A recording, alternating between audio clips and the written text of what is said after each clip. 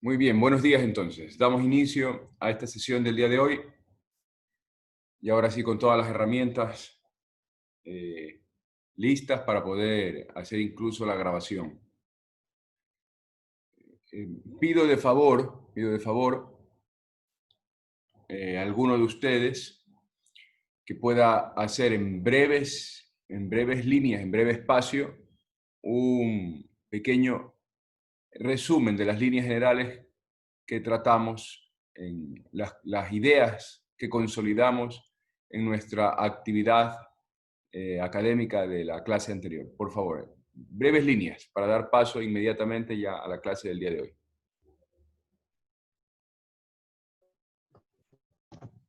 ¿Yo?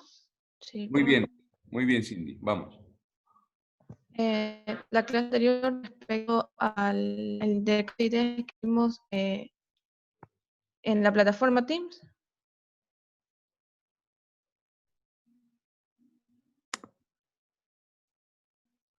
¿Sí me escucha? Sí, Cindy, siga, continúe. Ya, vimos respecto a la reforma agraria del orden de 1964. Hablamos por qué era necesaria o por qué era necesario que surja esta reforma.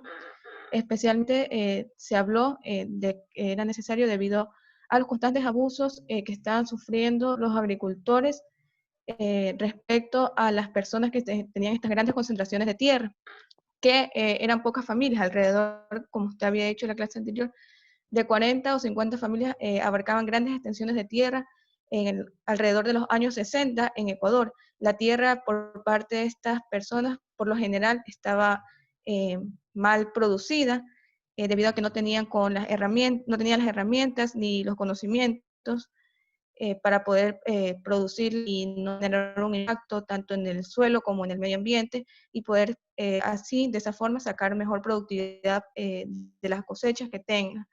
También hablamos si creíamos o no que si se habían cumplido los lineamientos que se habían formulado en la reforma agraria. La respuesta general de los compañeros, por lo que pude revisar, fue que no, debido a que incluso años más tarde se necesitó una reforma para poder corregir los problemas que no se habían podido corregir con esta. Así fue porque no se habían, porque no se habían dado estos lineamientos. Y la respuesta personal que pude fue debido a que, primero, no había existido un consenso ni una agrupación organizada por parte de eran los protagonistas de esta reforma agraria o a quienes iban dirigidos, que eran los agricultores. Y segundo, porque existía todavía, obviamente, las personas que tienen estas grandes extensiones no querían dejar perder este poder tan fácilmente, por lo que trataban de buscar la manera de que esta reforma agraria sea vida mediante inventos tales como creían que esto era parte de una propaganda comunista o al mismo tiempo intentaban, se protegían bajo el argumento de que era una violación al derecho a la propiedad privada. Muy bien, Cindy, muy buen resumen. A ver, entonces continuamos.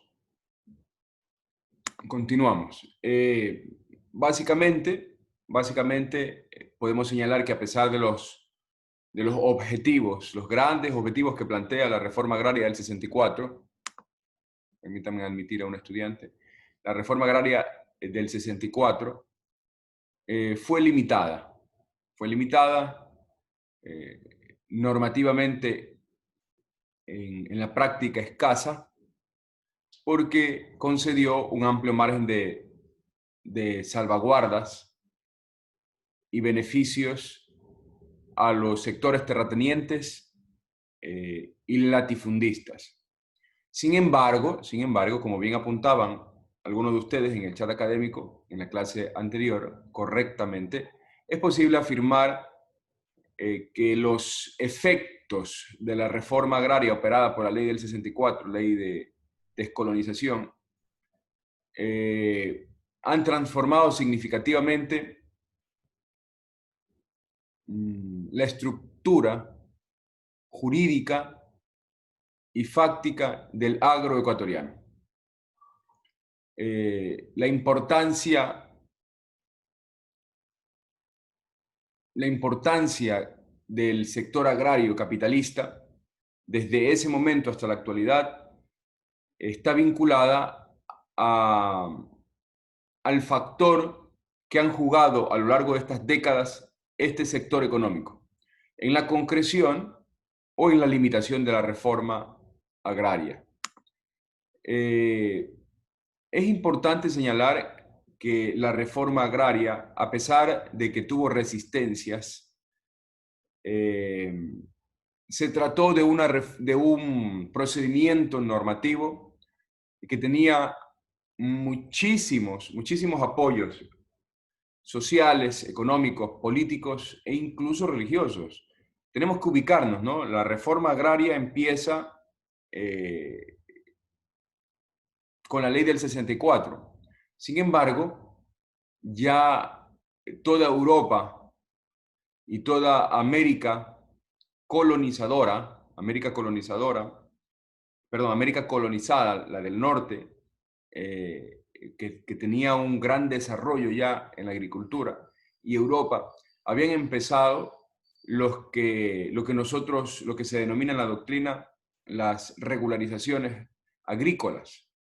Para nosotros son reformas agrarias, para ellos son las regularizaciones agrícolas. La famosa regularización de Mendizábal en España se inició en el siglo XIX, fines del siglo XIX.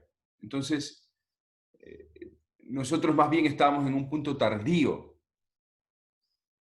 de la concreción de una reforma que estructure de mejor manera el agro, la potencia y la fuerza del agro. Entonces, ya era una necesidad, ya había amplios sectores sociales y económicos que incidían en la necesidad de esta reforma.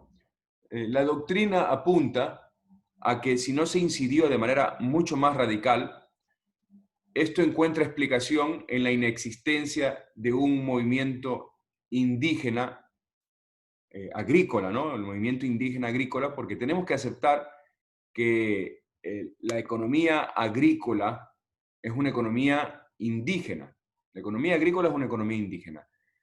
Salvando las grandes industrias que permanecen desde épocas remotas, las grandes haciendas privadas particulares, casi toda la economía agrícola es economía indígena. Entonces, la ausencia de un gran movimiento consolidado de este sector social, hizo que la reforma no fuera tan radical o agresiva como se hubiese esperado, o como fue, por ejemplo, en Perú, en Bolivia, en Colombia. Colombia es un ejemplo muy trascendental de la reforma agraria. Sigue siendo unas reformas limitadas, poco viables, con muchos beneficios para los terratenientes, etcétera, pero se puede comparativamente calificar de que se tratan de reformas mucho más agresivas, precisamente por esto, porque estos países tuvieron desde una época un poquito más temprana movimientos indígenas más consolidados, mucho más consolidados, movimientos indígenas que peleaban de una manera más orgánica por sus derechos. La reforma agraria del 64 se propuso preservar de la eventual afectabilidad de las haciendas de alta productividad y orientó las afectaciones, es decir, las limitaciones a la propiedad hacia las unidades ausentistas o de baja productividad. Es decir, la reforma tenía como cometido colateral y principal, regularizar y determinar cuáles eran las propiedades agrícolas productivas para que a esas propiedades no les afecte la reforma. Y obviamente determinar cuáles eran las propiedades agrícolas de baja productividad o directamente de nula productividad para que la reforma incida sobre aquellas. propiedades agrícolas públicas y privadas. La reforma creó o estableció una serie de mecanismos para conceder regímenes de acceso a la propiedad a través de lo que nosotros hoy llamamos concesiones o adjudicaciones. En ese momento se llamaba el régimen de colonización, era la forma que existía. Un pequeño paréntesis, eso estaba vinculado con la ley o las leyes que se establecieron en Norteamérica para la entrega de tierras. No sé si ustedes han visto en alguna ocasión las películas del Viejo Oeste, en las que se abría el panorama. La norma decía, bueno, a partir de ahora, aquel que llegue primero, pues aquel que llegue primero y colonice una parcela, pues esa parcela es de su propiedad. Pues más o menos ese era, el término viene de la traducción de esas normas que existieron en América del Norte para la concesión o la adjudicación de las tierras. Hoy, pues modernamente, hemos corregido esos vestigios y se habla de manera correcta y adecuada de concesión y adjudicación. En el gobierno de José María Velasco Ibarra, en el año 70, la reforma agraria recibió un fuerte impulso normativo. ¿Qué sucedió? El presidente Velasco Ibarra sancionó mediante el decreto 1001 la abolición del trabajo precario en la agricultura y sobre todo en las tierras vinculadas al arroz. Las tierras vinculadas al arroz. Esto le dio un gran impulso. Recuerden ustedes que nosotros analizábamos las características de la producción agraria y los antecedentes de la reforma. ¿Cuáles eran los condicionantes que han exigido que se aporte como solución la reforma agraria? Y uno de esos condicionantes era la precarización laboral. Prácticamente se puede señalar que el trabajo estaba regulado en la práctica y en la norma de una manera muy cercana a la esclavitud. Era prácticamente condiciones esclavistas de producción imperantes hasta bien entrado en la década del 70. Entonces esto ya no podía continuar. El presidente Velasco Ibarra, pues en este famoso decreto, de abolición del trabajo precario, pues da un impulso muy importante a la reforma agraria, que consolida una idea de que en el sector agrícola, pues también se debe hablar de trabajo, de relaciones modernas de trabajo. Bueno, esto igual hay que matizarlo, ¿no? Porque aunque las condiciones han mejorado muchísimo, tenemos que seguir criticando drásticamente las condiciones laborales a las que se encuentran sometidos nuestros trabajadores agrícolas. Es vergonzoso cómo, bueno, la pandemia ha puesto de manifiesto la radical importancia del sector agrícola y cómo este sector, sobre todo aquellos que realmente trabajan la tierra, se encuentran no mal pagados, sino muy mal pagados. Entonces, tenemos que avanzar hacia realmente la consolidación de la eliminación o supresión de la precarización laboral en el sector agrícola. Es necesario, necesarísimo. Por ejemplo, se me ocurren comentarles aquí algunas medidas que se tienen en el sector agrícola norteamericano. Seguros de altísima calidad, seguro de altísima calidad para la protección de las cosechas y para la protección de la salud y la estabilidad laboral de los trabajadores agrícolas. Eso no lo tenemos nosotros. Deberíamos tenerlo. ¿Cuesta dinero? Sí, que cueste dinero. Lo que pasa es que tenemos que analizar correctamente en la cadena de valor qué es lo más importante y sirva nuevamente para poder proyectar la importancia de lo que estoy diciendo, pues la pandemia. Nosotros hemos sufrido unas circunstancias excepcionales de vida. Estamos viviendo la globalización de un problema viral que nos ha afectado drásticamente y sin embargo no nos hemos visto tan afectados como pudiéramos o como en otros sitios se ha logrado evidenciar, entre otras razones porque el sector agrícola ha seguido laborando, ha seguido trabajando, ha seguido entregando sus productos, sus servicios. Y la afectación ha sido mínima. No sé si ustedes van al mercado o no, pues deberían hacerlo como buenos abogados, como buenos conocedores de la realidad, deberían acercarse y revisar. Y se van a dar cuenta que los cambios en el índice general de precios, pues no ha variado excesivamente mucho a pesar de que estamos en una pandemia. Y eso se debe a el ingente trabajo que han realizado nuestros trabajadores agrícolas. Es necesario avanzar hacia la consolidación de esta política generada desde esta época, en el año 70, en el gobierno de Velasco Ibarra. Otro mecanismo importante que tenemos en la legislación comparada, pero que no lo tenemos nosotros aquí, es el salario diferenciado. Salario diferenciado, es decir, ya sea que se pague por horas, o sea que se trabaje por salario mensualizado o semanal o quincenal, el trabajo agrícola debería tener una tabla especial en la que se señale que el trabajador agrícola gana X y ese X debe ser muy superior al trabajo ordinario o común. La hora de trabajo, por ponerles un ejemplo, ¿no? La hora de trabajo agrícola en Europa generalmente está un 30-35% por encima de la media y en los Estados Unidos un 25-30%. Entonces, es muy importante abandonar la precarización laboral a través de estas políticas de afirmación, estas políticas de acción positiva establecidas en una determinada norma. Entonces, continúo, cierro el paréntesis y continúo.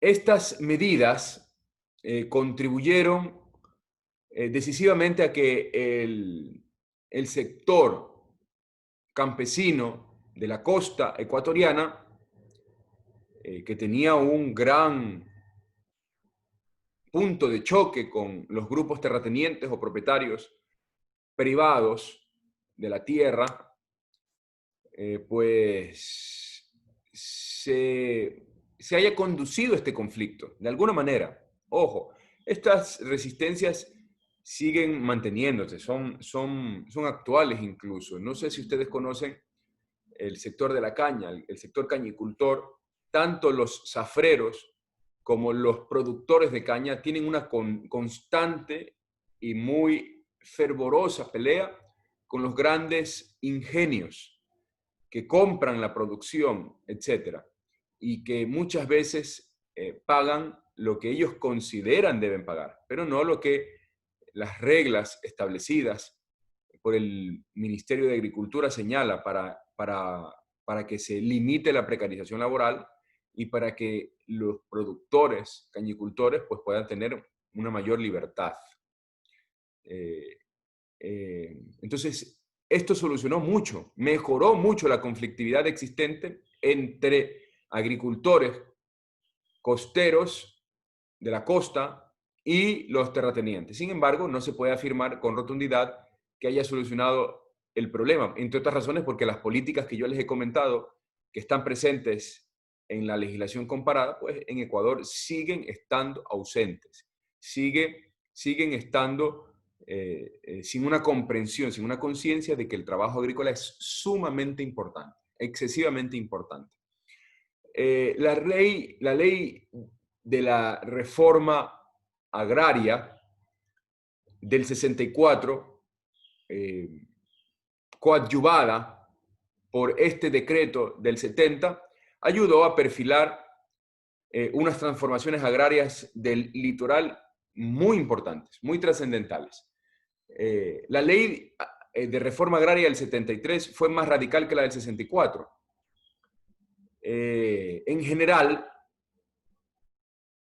porque había establecido un estándar de producción muy alto, requería la explotación eficiente del predio de más del 80%, como condición de no estar sujeto a una afectación. Es decir, tierras o predios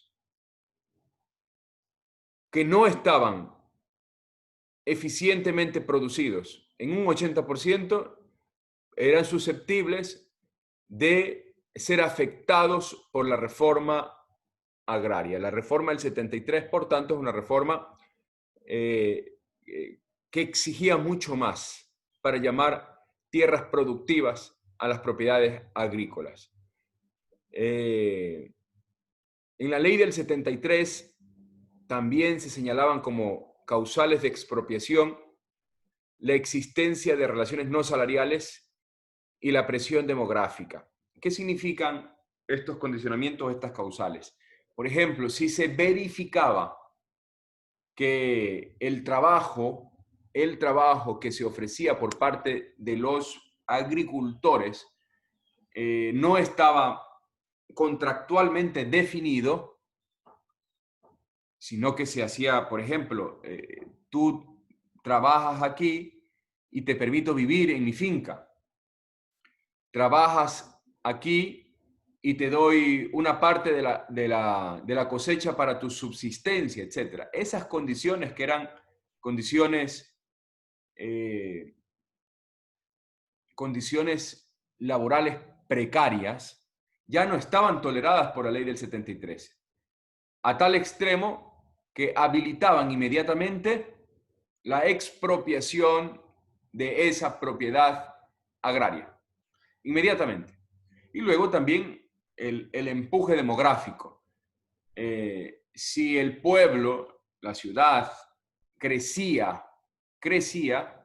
por el impulso propio, ¿no?, de la migración campo-ciudad, las necesidades propias de una ciudad. Guayaquil es un ejemplo paradigmático, ¿no? Guayaquil es un ejemplo paradigmático. San Borondón es un ejemplo paradigmático. Ha crecido alrededor de la continua y constante expropiación de tierras, de propiedades agrícolas. Muy importante esta situación. Entonces, la ley del 73 establecía estos dos condicionamientos. Es decir, utilidad pública ya era estos tres elementos: no superar el 80% de la productividad del predio, o no tener productivo al menos el 80% de las tierras que conformaban el predio, el empuje demográfico y el mantenimiento de condiciones de precariedad o precarización laboral. Estos eran condicionantes para la expropiación o para la limitación de la propiedad. Hoy es posible afirmar que si bien la adjudicación de las tierras no tuvo el suficiente apoyo de otras políticas, tal y como hemos expresado ya en las últimas 3 sesiones, sobre todo de asistencia técnica y crédito productivo, la estructura agraria en el Ecuador, propiciada por estas leyes de reforma agraria ya relatadas y señaladas, cambió, si no de forma radical, sí lo hizo de forma muy significativa, reestructurando por completo el panorama. Es innegable esta situación. ¿Alguna pregunta hasta aquí, por favor?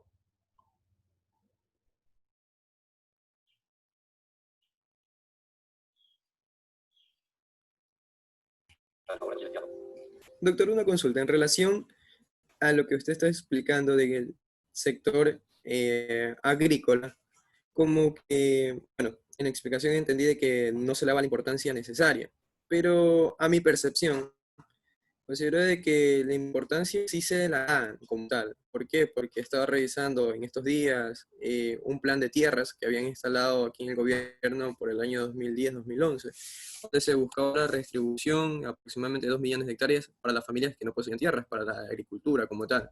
Yo creo que el problema más, grande de Ecuador como tal, uno de los obstáculos que no permite este desarrollo, a mi percepción es que no hay los medios ni las instituciones o no están adecuadas, no tienen personal, no, personal técnico para realizar lo que se quiere, porque estas 2 millones de hectáreas que se tenían presupuestadas redistribuir, hasta el año pasado solo se han redistribuido 50.000 y había aproximadamente 200.000 familias que no estaban sin tierras aún.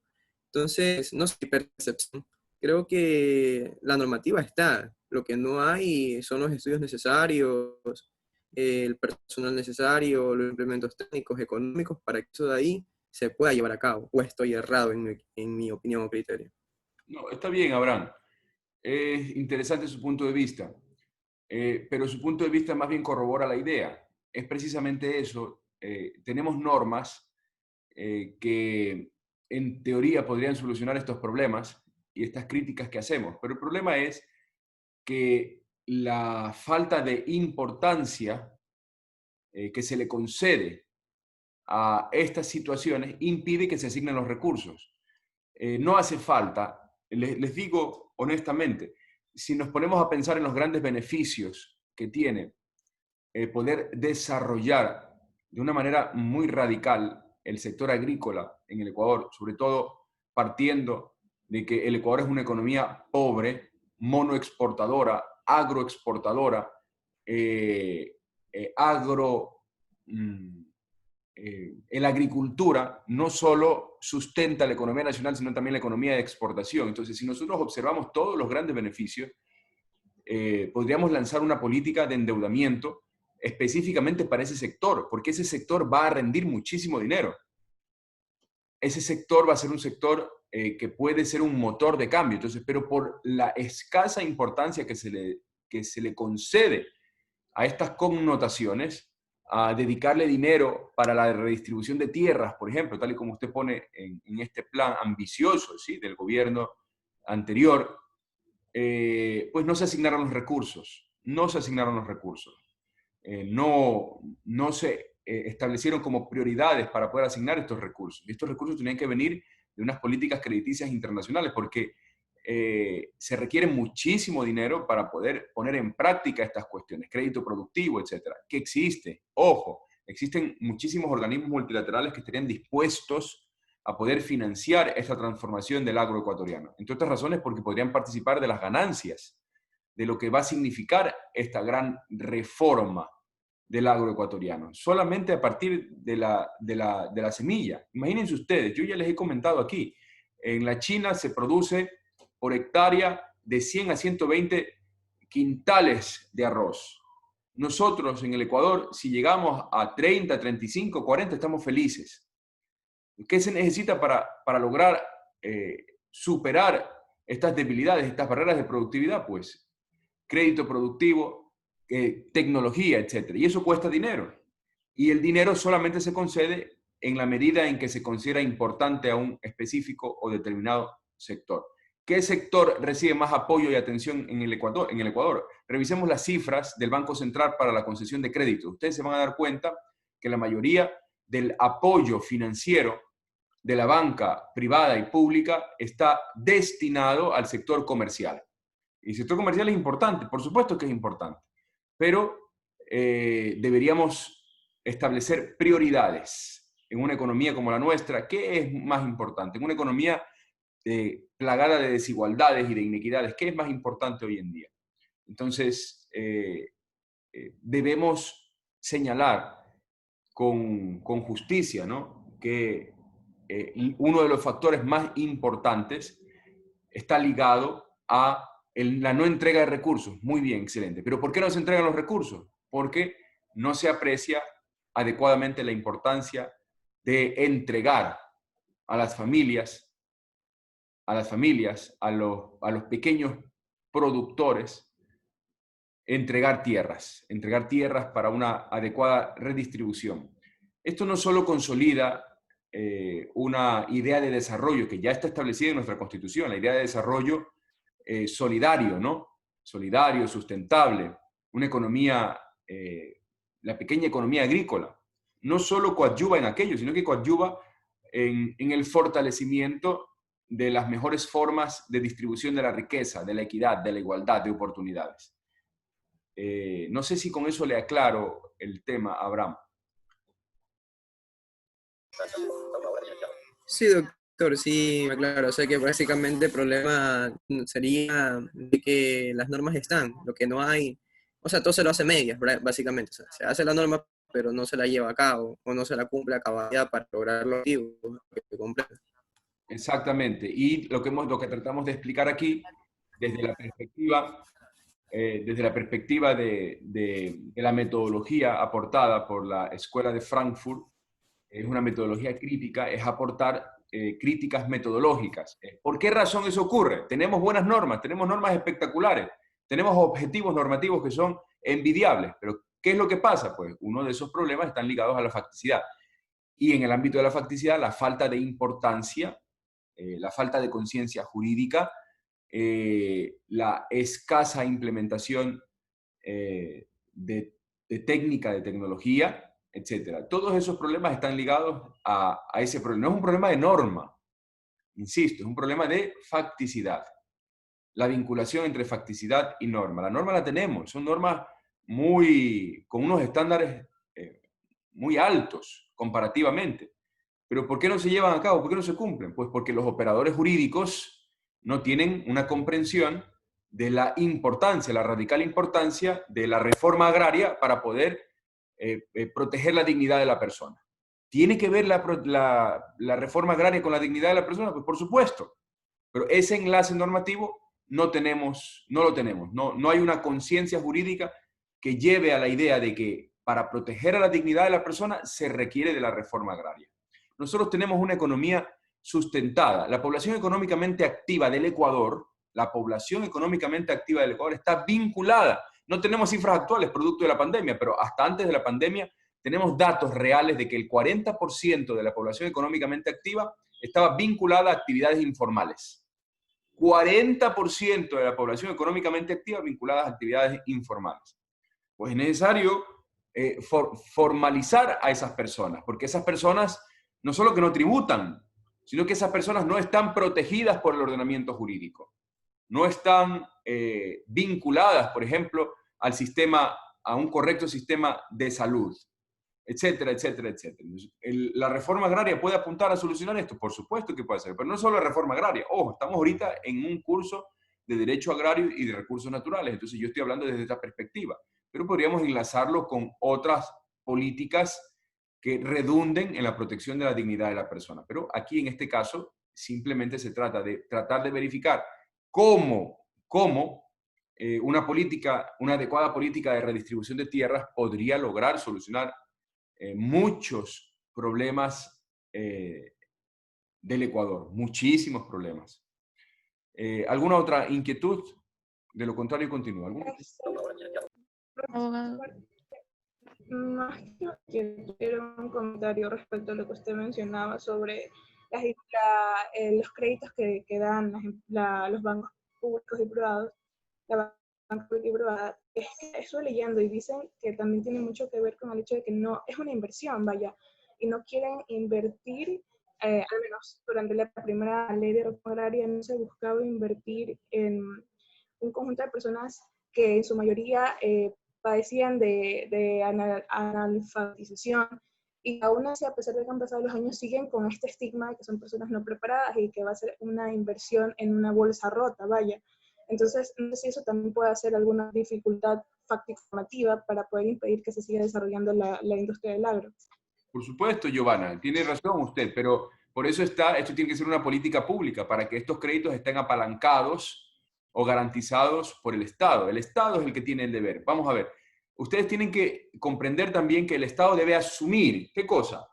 Que por la injusticia social, estos sectores agrícolas, pues, son en su momento analfabetos, tienen escasas oportunidades para el desarrollo formativo y profesional, para la capacitación técnica y tecnológica, etc. Entonces, el Estado, asumiendo su responsabilidad por no haber entregado oportunidades, por no haber facilitado el ejercicio de los derechos de estos grupos o sectores, lanza la política de apalancamiento financiero. Pero aprovecho, ya que usted menciona eso, el otro grave problema que tenemos, no solo que no tienen acceso a créditos, sino que el acceso a los créditos que tienen son carísimos.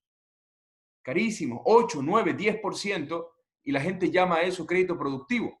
¿Cómo puede ser eso un crédito productivo? Un crédito de estrangulación. Un agricultor, la cosecha, el ciclo corto, son de 2 meses y medio a 4 meses. Cosecha de ciclo corto. Y luego, por la escasa tecnificación y escasa técnica que existe, hay que estar en las inclemencias del tiempo. Si no le llovió, o si le llovió mucho, pues se fastidió la cosa. ¿Y qué hacemos? Entonces, es un problema gordo, serio, que no se puede resolver solamente mirando al ejercicio de libertad del ciudadano campesino agricultor. Es necesario acompañamiento de políticas públicas que van desde el apalancamiento financiero, la garantía de que si no paga el agricultor, pago yo, eso debe decir el Estado, tal y como sucede en los países del primer mundo, hasta la facilitación de técnica. Miren ustedes, el sistema, hay unas máquinas, si ustedes algún día tienen la oportunidad, si no, revísenlo en YouTube. Hay unas máquinas que son sencillas. Bueno, le llamo máquinas por ponerle un nombre, ni siquiera podría llamarse máquinas, sería un artefacto mecánico, que son en una estructura estilo polea, con unas llantas a los lados y en medio un travesaño metálico. Eso sirve, eso cuesta más o menos dependiendo la medida, ¿no? La distancia que tenga, pero puede ser de $2.500 a $6.000. ¿Y para qué sirve eso? Con un motor sencillo, pequeño, y una bomba de agua, sirve para poder dar riego a grandes extensiones de tierra. Entonces, ese sistema, que es un sistema de riego por movimiento, lo tiene España. ¿Qué logra con eso? Pues chica, logra incrementar la productividad, porque si tú llevas el agua y con el agua nutrientes a tu tierra, pues solucionaste muchísimos problemas. Eso no tenemos nosotros. Una política muy sencilla que estaría vinculada con facilitar ese bien, ese artefacto mecánico. Claro, pero decirle a un pequeño agricultor, mira, tienes que invertir en esto, resulta desacertado. Es necesario avanzar hacia una política de entrega del bien para mejoramiento de la tecnología, mejoramiento de la técnica. Otra cuestión que solucionaría muchísimo la productividad sería el tratamiento de la tierra. La planicie, aplanar la tierra. Nosotros no tenemos esa estructura. ¿Por qué? Bueno, ¿cuánto le costaría el alquiler de una hora de una aplanadora a un pequeño agricultor? Entonces, todas esas dificultades, que son dificultades que a simple vista parecen sencillas, son grandes dificultades. Sin una política directa que comprenda de estas particularidades, no se puede lograr la transformación del agro. Política crediticia, créditos baratos, apalancados por el Estado. Entrega o crédito de capital, de capital maquinaria. Transferencia tecnológica, capacitación, in situ, etc. Sin una política básica vinculada a una estrategia en estos pilares, créame que es completamente imposible atender a este sector de la economía, porque primero hay que trasladar el conocimiento para después exigir. Y luego, sin una comprensión de que son sectores vulnerables, de que son sectores que han sido abandonados, pues también difícilmente se va a comprender que se trata de una política justa y adecuada, porque ha sido un sector olvidado. Eso también es muy importante, es sumamente importante para que la norma se cumpla. ¿Alguna otra inquietud? Doctor, Sí. Sí, hecho. Doctor, una duda. ¿Todo predio vacío necesariamente será considerado como agrícola? Todo predio Vacío, sin utilizar, simplemente ahí está. Bueno, hay unas características específicas.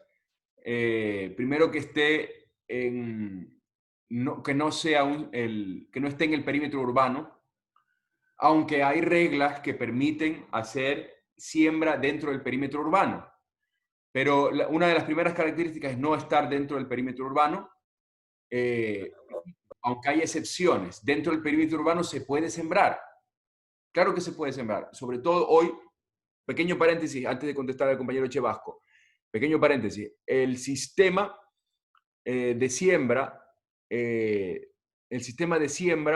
por altura, que lleva a través del agua los nutrientes, es un sistema que permite sembrar en escasos espacios. Aquí en la vía a la costa hay algunas plantaciones. Hay algunas plantaciones de este tipo, que en 500, 800, 1000, 1200 metros, 1500 metros tienen producciones interesantes e importantes. 2000, 3000, 4000 metros. Tomate, lechuga, son los llamados y famosos cultivos hidropónicos. Entonces, eso ha permitido que esta consideración de tierra o propiedad agrícola en el sector, solamente en el sector rural, se modifique por la tierra con capacidad para la producción agrícola. Entonces, pero en líneas generales, que esté fuera del perímetro urbano, que sea extensión de tierra en la que no existan edificaciones de tipo industrial con permisos industriales, y que el Estado, a través de sus instituciones y dependencias, ya sean centrales o desconcentradas, no haya establecido una política específica para ese sector. Por ejemplo, en Durán, en las afueras, en el perímetro rural de Durán, desde hace ya varias décadas, a través de ordenanzas municipales, se determinó que esos perímetros rurales iban a estar destinados al desarrollo industrial y no al desarrollo agrícola. Entonces, esas son un poco las líneas generales, compañero Chevasco. Sí, Abraham, usted iba a hablar. No, sí, doctor, en relación a lo que quería comentar era lo que usted estaba acotando, de que es verdad, realmente el Ecuador, o sea, también está hablando en la información de este plan de tierras, que sí, se entrega, o habían hecho adjudicaciones de tierras a personas agricultoras, pero en las ocasiones lo que sucedía es que les entregaban unas tierras prácticamente un poquito más desérticas. Entonces, el agricultor de por sí, que ya es pobre, que no tiene recursos, invertir más dinero para hacer esa tierra productiva es como que muy complicado. Entonces, eso era como que lo que quería comentar, doctor. Muy bien, muy bien. Buena acotación. Sí, es un problema endémico, ¿no? Es un problema. Pero yo insisto, si tenemos la norma y la norma no se cumple, ¿qué hacemos? ¿La tiramos a la basura, la cambiamos? No. La pauta no puede ser jamás aquello. La pauta tiene que ser verificar por qué esa norma, que tiene altos estándares para protección de la dignidad de la persona, no se cumple. Para que, solucionando esos apartados, generando una conciencia jurídica de la importancia de esa norma, que llevó al legislador a establecerla, pues se trate de tener operadores jurídicos con capacidad para poder implementar esas políticas. Se requieren, son sumamente importantes. Miren, en el Ecuador no existe una sola plataforma para la defensa de los pequeños agricultores. Existen asociaciones de agricultores, asociaciones de montubios, etcétera, asociaciones, pero no existen plataformas para la defensa de los derechos en las que estén comprometidos abogados. No existe una sola. Y sería un gran campo de acción y de trabajo que un grupo de abogados se dedique a esto. ¿Qué agricultor no estaría dispuesto a comprometerse en pagar al mes entre 3 a 5 dólares mensuales para la defensa de sus derechos? Para la defensa